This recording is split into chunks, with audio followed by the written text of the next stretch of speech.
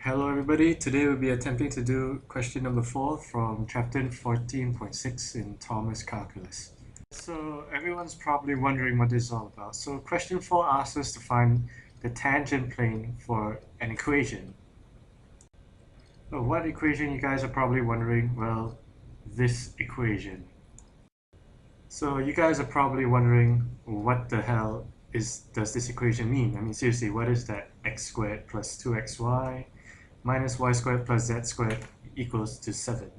Seriously, what does it mean? Well, I've actually managed to graph this out and it looks something like this. I'm not too sure if this is exactly accurate, but as you can see, it's some kind of three-dimensional surface by the way you look at it.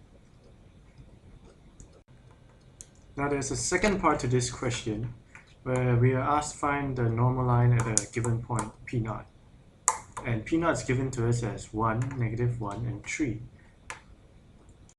So a normal line from P0 basically means we'll just take a point, we'll assume that this point here is P0, alright? We're just basically trying to find a line that's 90 degrees from there. 90 degrees, a normal line 90 degrees from that point. Right, so now that we have a certain level of understanding, let's move on to the question.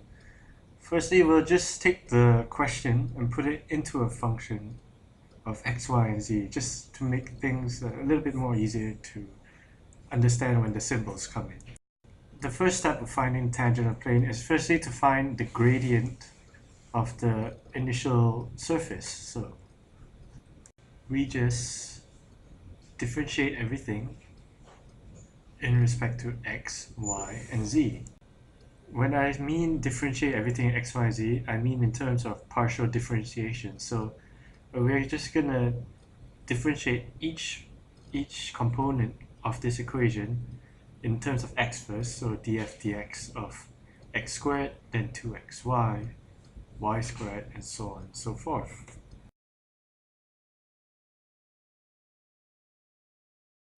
And then we do the same for df dy and df dz.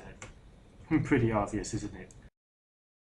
So after all the differentiation, df dx will give you 2x plus 2y, df dy will give you 2x minus 2y, and df dz would be 2z. Just in case you guys might have forgotten that in partial differentiation, when you're differentiating y or z in terms of x, like df dx of a y or of z, you end up with it getting 0 because y or z are taken as constants when you're differentiating in respect to x. And the same applies for when you're differentiating in respect to y, x and z will be taken as constants. And for z, when you're differentiating in terms of z, then x and y will be taken as constants. And therefore, for example, like if we go back to the previous page, if I'm differentiate df dx of y squared, if I'm differentiating y squared, it'll just end up with it getting 0.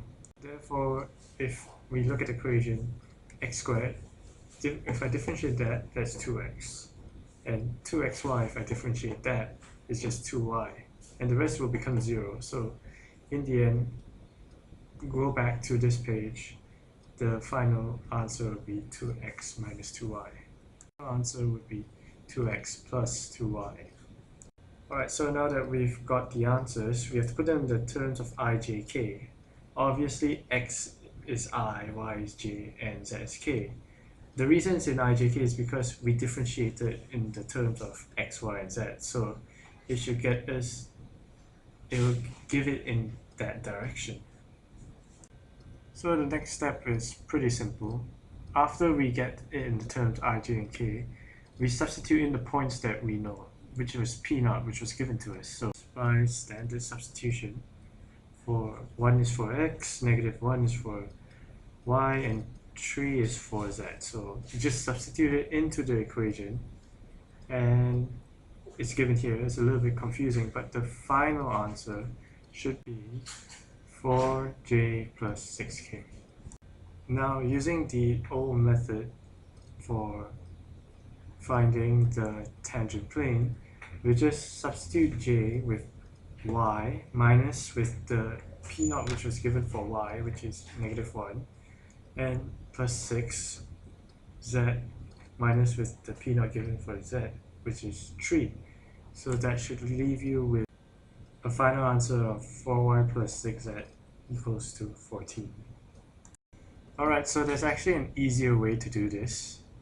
After you get 4j plus 6k, you just take j and k as y and z, and then you substitute in from p naught the values of y and z, which y is -1 and z is 3. And if there is an I, you take it as x and you substitute 1 in. But since there's no I here, just take -1 and 3 and substitute it in.